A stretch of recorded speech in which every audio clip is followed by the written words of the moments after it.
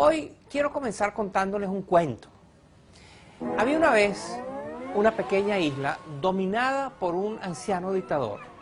Era una isla muy pobre. A lo largo de los años, el dictador había acabado con las fábricas, con las cosechas, con la actividad económica más importante. Nadie confiaba en él. Nadie le quería prestar dinero y su pueblo padecía cada vez de más necesidades. La falta de progreso y de oportunidades abrumaba a la gente. Cerca de esta pequeña isla existía un país muy rico y poderoso. El viejo dictador, que era muy astuto, invitó a su presidente y le hizo una propuesta. Si le daba un poco de sus riquezas, le enseñaría a conservar el poder para siempre. Al presidente le gustó el trato y comenzó a mandar a la isla muy generosas ayudas. A cambio, el dictador le enviaba consejeros. Pero esos consejeros poco a poco fueron tomando las riendas del país más grande. Los asesores extranjeros se convirtieron en jefes. En vez de dar consejos, daban órdenes. Y así fue como aquel astuto tirano no solo se aprovechó de la riqueza de su vecino, sino que logró controlar sus destinos. Y aquel país poderoso también se fue empobreciendo, como la isla. Fin del cuento. ¿Les resulta conocido este cuento? Probablemente sí. Esta es la historia de Cuba y de Venezuela. La historia de una isla en bancarrota, de 11 millones de habitantes, que ha logrado hacerse con el control de una potencia petrolera como Venezuela. Miren. El Mar Caribe aloja una de las grandes paradojas de América Latina. Muchos se preguntan cómo la pobre Cuba ha logrado tener tanto poder en la rica Venezuela.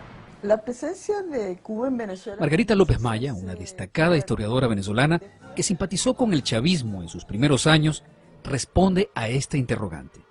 Yo creo que Chávez siempre admiró a Fidel y al proyecto socialista cubano, pero en sus primeros años él pertenecía a una coalición de fuerzas que no lo dejaban manifestar exactamente sus propuestas políticas o su ideario político. Pero es en el momento en que se produce la confrontación política y que él logra vencer, primero el golpe de Estado y después el paro petrolero, que él se afianza en el poder. Bueno, a nombre del pueblo bolivariano... A partir de allí, ambos países suscriben convenios de cooperación que obligan a Venezuela a enviar a la isla más de 100.000 barriles de petróleo en condiciones favorables, a otorgarle créditos blandos para reactivar proyectos como la refinería de Cienfuegos, hacer inversiones directas y dar subsidios encubiertos y millonarios contratos comerciales como intermediario de diversas importaciones a través de empresas conjuntas creadas en el marco de la Alternativa Bolivariana para las Américas. El subsidio en materia petrolera... El economista venezolano Ángel García Banch ha estudiado los convenios y precisa el costo de la solidaridad de la revolución bolivariana con el régimen castrista. La economía cubana creció a costa de la venezolana durante la crisis financiera global. Es una economía que recibe créditos de Venezuela a tasas del 1%, cuando Venezuela se endeuda con el resto del mundo en promedio, a juzgar por los cupones que se pagan, a una tasa del 12% anual. Estamos hablando de una economía que recibe en apoyos en total al año alrededor de unos 12.000 millones de dólares. Estamos hablando de casi alrededor de unos 3 puntos del Producto Interno Bruto en el costo de la política exterior. Yo dudo que haya país en el mundo que gaste tanto en política exterior. Miles de cubanos trabajan en la administración pública venezolana. Según cifras oficiales del 2012, hay 44.804 cubanos trabajando en la administración pública, en programas de asistencia social, de salud, deportivos, de educación, cultura, producción agrícola y la construcción. Además, gracias a contratos suscritos entre el Ministerio de Relaciones Interiores con la empresa Albet, vinculada a la Universidad de las Ciencias Informáticas de Cuba, son cubanos los que controlan el sistema de identificación de los ciudadanos, sus registros y notarías. La compañía Cuba Control codirige los puertos y supervisa las aduanas, en particular los embarques de mercancías importadas por PDVSA y otras empresas estatales.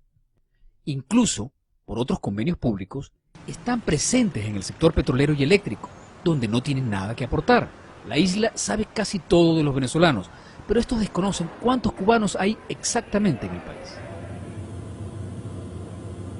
El general Antonio Rivero fue un cercano colaborador de Chávez en la presidencia, pero dado de baja y acusado por ultraje a la Fuerza Armada y por revelar secretos tras denunciar la injerencia de militares cubanos en los cuarteles venezolanos. Hay en la actualidad, de acuerdo a las proyecciones que hemos realizado al 2012, unos 110.000 cubanos. Eso se deriva de las proyecciones que tenemos en cifras evaluadas hasta el 2010, en las cuales contabilizamos unos 92.700 cubanos que permanecen todo el año en el territorio nacional. Ustedes no eran, son dentistas. La organización Solidaridad Sin Fronteras confirma las cifras del gobierno. Más de 32.000 médicos cubanos operan hoy día en Venezuela. Que es un negocio completamente redondo para llenar las arcas del régimen cubano, a costa del trabajo esclavo. Hacemos los grupos. La organización de médicos cubanos ha ayudado a muchos de ellos a huir.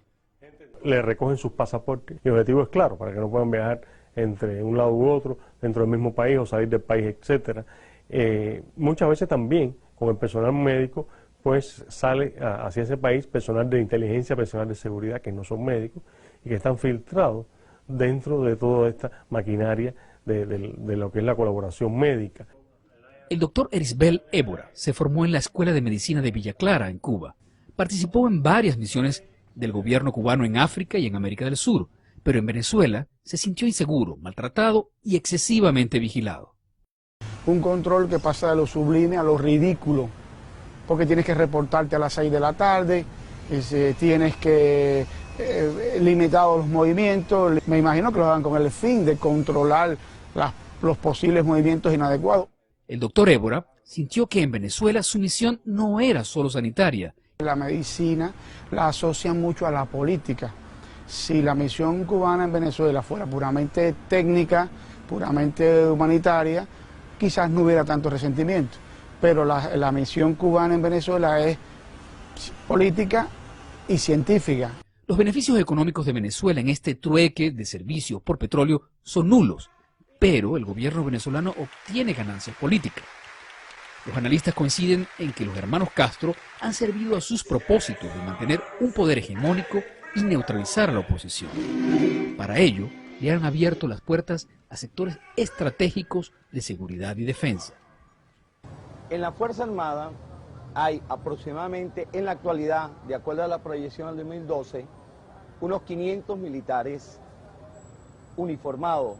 ¿Qué función cumplen propiamente? Asesoría desde el punto de vista de áreas estratégicas, como es el Comando Estratégico Operacional, en área de inteligencia, área de ingeniería, área operativa, área de armamento, área de comunicaciones, y propiamente en el despacho del Ministro de Defensa, donde cuenta con un asesor permanente en el grado de general.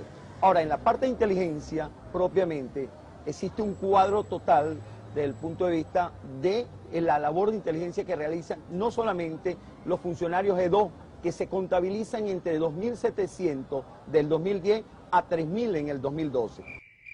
Huberto Mario asegura haber trabajado como agente del G2 en Venezuela.